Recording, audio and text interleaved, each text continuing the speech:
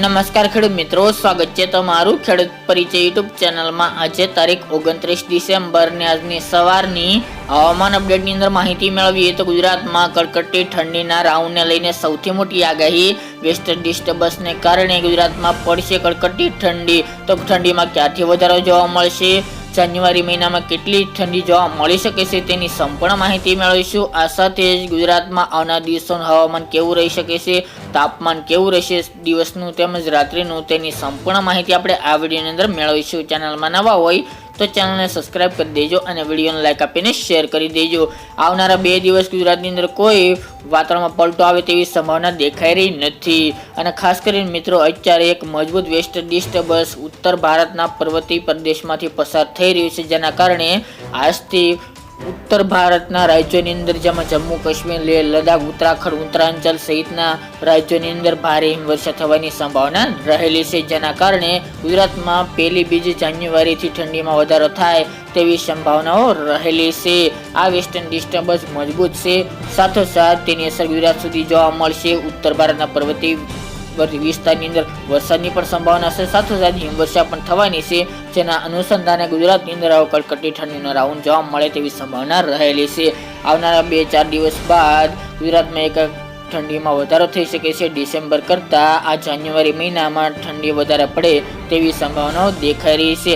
અત્યાર સુધી જે વેસ્ટર્ન ડિસ્ટર્બન્સ નબળા પસાર થઈ રહ્યા હતા, જેના કારણે ઠંડી હવે નોર્મલ જોવા મળતી હતી, પરંતુ હવે ભારે હિમવર્ષા થતાં ગુજરાતમાં ઠંડીનો પારો ઉચકાય તેવી સંભાવના રહેલી છે। હવે ધીરે ધીરે તાપમાન, રાત્રિનું લઘુત્તમ તાપમાન 10-11 ડિગ્રી સેલ્સિયસ સુધી જવાની સંભાવના છે આવનારી 5-6 જાન્યુઆરી દરમિયાન, જ્યારે બપોરનું જે તાપમાન મહત્તમ 30 ડિગ્રી આજુબાજુ ઉપર જોવા મળતું હતું તે પણ ઘટીને હવે 24 થી લઈને 25 ડિગ્રી સેલ્સિયસ સુધી પહોંચી જાય તેવી શક્યતા દેખાઈ રહી છે, જેના અનુસંધાને હવે ગુજરાતની અંદર ઠંડીમાં વધારો થઈ શકે છે। ઉત્તર ગુજરાત અને કચ્છમાં તાપમાન 10 આજુબાજુ ડિગ્રી સેલ્સિયસ સુધી પહોંચવાની પણ સંભાવના દેખાઈ રહી છે। હાલ તો કોલ્ડ વેવની શક્યતા નથી, પરંતુ ડિસેમ્બર કરતાં ડબલ ઠંડી આ જાન્યુઆરી મહિનાના પ્રથમ સપ્તાહની અંદર જોવા મળે તેવી સંભાવના દેખાઈ રહી છે, જેની તમામ ખેડૂત ભાઈ નોંધ લેવી। તો ખાસ કરીને ખેડૂત ભાઈઓ જે રાહ જોઈ રહ્યા હતા અને રવિ પાક માટે ધાણા, જીરું વગેરેના જે પાકો માટે અનુકૂળ ઠંડી જે નહોતી પડતી રહેતી, તે હવે જાન્યુઆરી મહિનામાં પડે તેવી સંભાવના રહેલી છે। ખાસ કરીને મિત્રો, વાત કરવા જઈએ તો તાપમાનની, અત્યારે ગુજરાતનું હવામાન ચોખ્ખું જોવા મળશે। વરસાદની સંભાવના આવનારા 2-3 દિવસ જોવા મળતી નથી। વાતાવરણ સાવ ચોખ્ખું રહે અને સૂકું રહે તેવી સંભાવના દેખાઈ રહી છે। મિત્રો, ખાસ કરીને તાપમાન, જે બપોરનું મહત્તમ તાપમાન 30-31 ડિગ્રી સેલ્સિયસ સુધી ચાલ્યું હતું, તેમાં ઘટાડો થઈને 5-6 ડિગ્રી ઘટીને 24-25 ડિગ્રી સેલ્સિયસ સુધી ઉત્તર ગુજરાત હોય કે પછી કચ્છ હોય, સૌરાષ્ટ્રની અંદર પહોંચે તેવી સંભાવના છે। મધ્ય પૂર્વ અને દક્ષિણ ગુજરાતમાં પણ 30 ડિગ્રી નીચે એટલે કે 24-25-26 ડિગ્રી સેલ્સિયસ સુધી તાપમાન નોંધાઈ શકે છે, જ્યારે રાત્રિનું લઘુત્તમ તાપમાન ધીરે ધીરે ઘટવાની શરૂઆત થશે।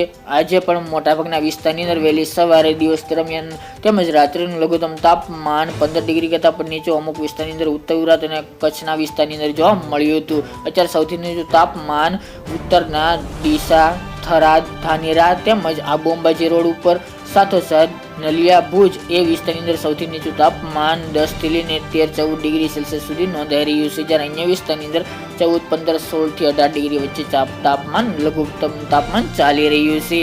આવનાર દિવસોમાં હજી તાપમાનમાં ઘટાડો થશે અને ઠંડીમાં વધારો થાય તેવી સંભાવના છે, જ્યારે રાત્રે તેમજ દિવસે વહેલી સવારે ધુમ્મસભર્યું વાતાવરણ જોવા મળે તેવી પણ હાલ તો સંભાવના રહેલી છે। પવનની સ્પીડ સાવ નોર્મલ રહેવાની સંભાવના। તો મિત્રો, આ અત્યારની વહેલી સવારની અપડેટ, ફરી એક નવા વિડીયો સાથે મળીશું।